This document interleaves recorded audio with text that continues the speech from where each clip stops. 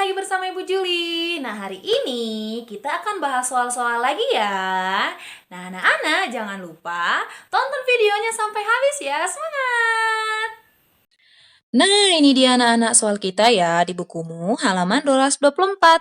Kita mulai dari nomor 11 ya. Nomor 11. Perhatikan gambar berikut. Ini gambar apa kira-kira anak-anak? Ini adalah gambar orang sedang menuangkan air susu. Nah, kita baca soalnya. Gambar tersebut berasal dari sumber daya alam di bidang.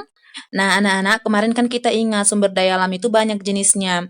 Ada di bidang pertanian, peternakan, perkebunan, dan pertambangan. Nah, yang ditanya di soalmu susu termasuk hasil dari mana? Apakah pertanian?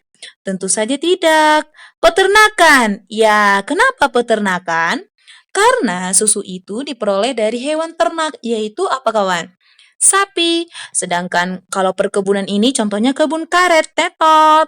Pertambangan contohnya barang-barang tambang, bisa besi, batu bara, dan masih banyak lagi. Jadi ini juga tetot. Sekarang nomor 12. Kita lihat soalmu nomor 12. Sumber daya alam non-hayati yang dapat dikonsumsi adalah non-hayati. Nah, anak-anak, kalau dibilang non-hayati berarti ini adalah sumber daya alam yang berasal dari benda mati atau bukan makhluk hidup ya.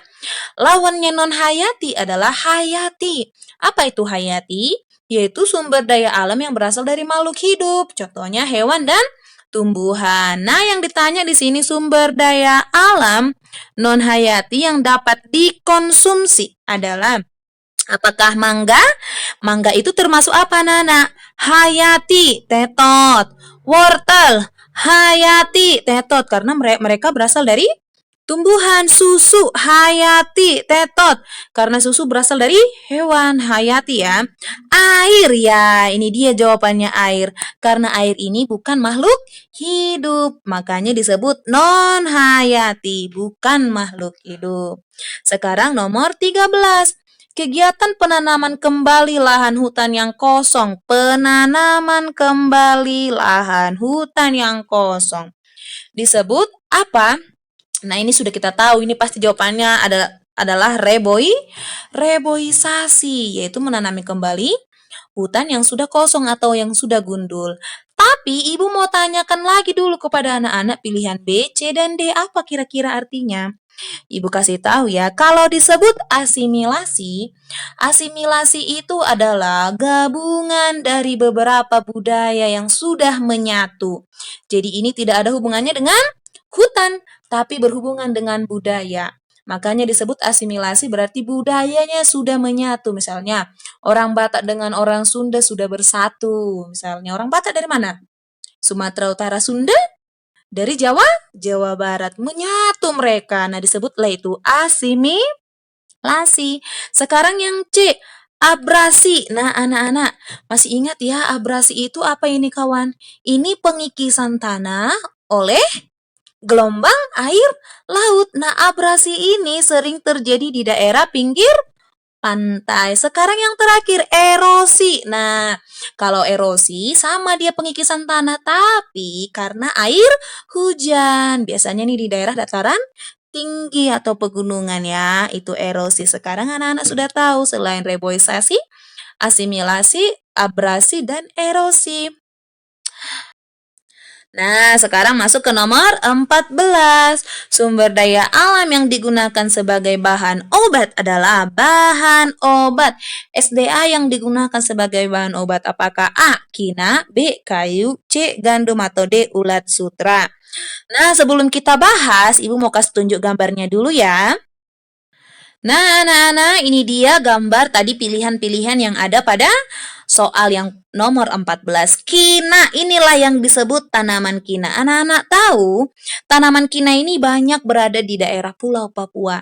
Nah, tanaman kina ini banyak dimanfaatkan sebagai obat penyakit malaria. Nah, sekarang kalau gandum, yang mana itu gandum? Inilah gandum, ya. Gandum ini biasanya dimanfaatkan untuk apa anak-anak? Ini biasanya dijadikan tepung ya, tepung gandum, kemudian diolah menjadi roti atau makanan ya. Sekarang yang pilihan berikutnya tadi ada ulat sutra. Inilah gambar ulat sutra. Nah, anak-anak masih ingat ulat sutra biasanya dimanfaatkan untuk apa? Yang dimanfaatkan ulat sutra adalah kepompong. Kepompongnya dijadikan bahan dasar pembuatan kain sutra. Kalau pohon, apa manfaatnya kira-kira anak-anak? Pohon ini dimanfaatkan biasanya adalah batangnya ya, atau kayunya, yaitu dimanfaatkan sebagai bahan pembuatan barang-barang mebel. Sekarang kita lihat lagi soal nomor 14. Tadi sumber daya alam yang sudah kita lihat di gambar sebagai bahan obat apa anak-anak?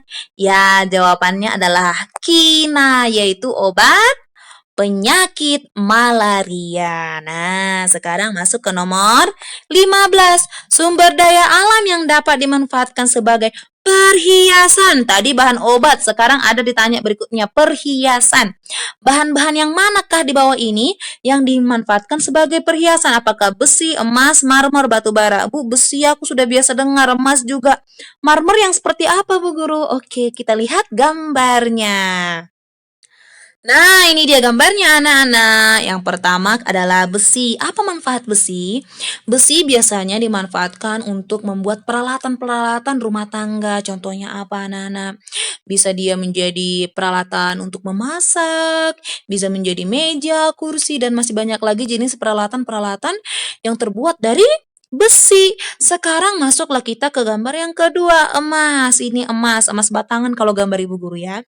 Nah, emas ini biasanya dimanfaatkan sebagai apa, anak-anak? Nah, inilah yang sering dimanfaatkan untuk membuat seperti gelang, kalung, cincin, dan masih banyak lagi contoh perhiasan yang terbuat dari emas. Sekarang ini gambar yang ketiga, marmer. Ayo, setelah anak-anak melihat gambar ini, anak-anak ingat apa? Anak-anak akan mengingat ubin, ya kan? Atau keramik, ya kan? Ini adalah olahan dari marmer, ya anak-anak ya. Jadi untuk apa dimanfaatkan? Apakah perhiasan? Tentu saja tidak. Ini dimanfaatkan sebagai lantai. Bisa misalnya lantai kantor, lantai rumah, dan masih banyak lagi ya. Sekarang yang ketiga, yang keempat, yaitu batu bara. Nah, batu bara ini adalah salah satu yang dimanfaatkan untuk pabrik-pabrik ya kawannya, pabrik-pabrik besar. Untuk menyalakan mesinnya, mereka ada yang menggunakan batu bara. Ada juga yang kereta api menggunakan batu bara. Nah, batu bara ini dimanfaatkan sebagai sumber energi. Contohnya untuk kereta api kan tadi Bu bilang, untuk kapal, untuk apa lagi? Pabrik ya kan, dan masih banyak lagi. Nah, dari gambar tadi, kita lihat lagi lah soal nomor 15. Sumber daya alam yang dapat dimanfaatkan sebagai perhiasan adalah, apa tadi jawabannya Nana? Yang paling benar adalah B. Sekarang kita lanjut ke nomor 16. Suku Asmat, suku Dani, Sentani, dan Ambai berasal dari daerah. Nah, untuk anak-anak lebih mengetahuinya, Ibu akan tampilkan suku-suku ini dalam bentuk gambar. Nah, ini dia gambar suku-sukunya kawan-kawan.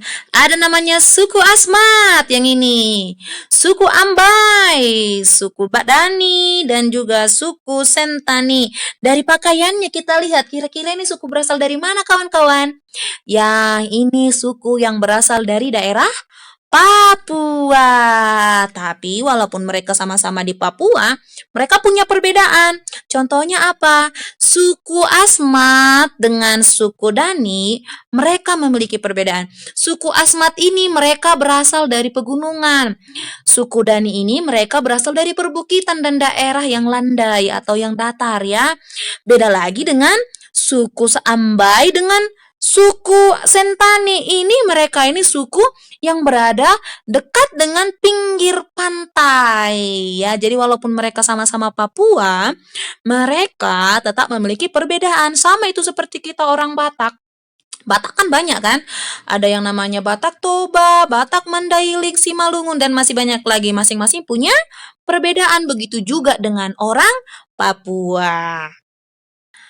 Nah, dari gambar tadi nomor 16, suku Asmat, Dani, Sentani, dan Ambai berasal dari daerah mana, anak-anak? Ya, itu adalah dari daerah Papua. Kalau dari Sumatera contohnya apa? Suku Batak, suku Minang, Melayu, dan masih banyak lagi. Madura ini sudah suku, tapi suku dari daerah Jawa Timur ya. Jawa ini juga sudah suku Jawa ya, dari Jawa ya kawan ya. Nah, sekarang masuk ke nomor yang terakhir, nomor 17. Bahasa sehari-hari yang digunakan oleh masyarakat di daerah tertentu disebut katanya masyarakat di daerah tertentu. Contohnya masyarakat di Sumatera Utara, masyarakat di Papua, dan lainnya. Disebut bahasa apakah itu? Nah, itu disebutlah bahasa daerah. Kenapa bukan persatuan? Karena bahasa persatuan kita ini adalah bahasa yang kita pakai untuk mempersatukan Indonesia dari Sabang sampai Merauke. Yaitu bahasa apa? Yaitu bahasa Indonesia. Kalau bahasa isyarat Bu Guru yang pilihan D, ada tadi pilihan D Bu Guru, bahasa isyarat. Ya, apa itu Bu Guru bahasa isyarat? Bahasa isyarat ini contohnya kalau di pramuka, anak-anak pasti pernah belajar, sudah diajarkan ya, yaitu tentang telik sandi ya kan, sandi-sandi yang bisa memberitahukan orang keberadaan kita, misalnya A seperti apa, B seperti apa, yang seperti itu ya, itulah namanya bahasa isyarat. Jadi, bahasa sehari-hari yang digunakan oleh masyarakat di daerah tertentu disebut bahasa apa tadi? Bahasa daerah. Nah, itu dia anak-anak pembahasan soal kita hari ini. Anak-anak jangan lupa kerjakan soal yang di bawah ya. Dan kirim ke WhatsApp Ibu Guru. Semangat, bye-bye!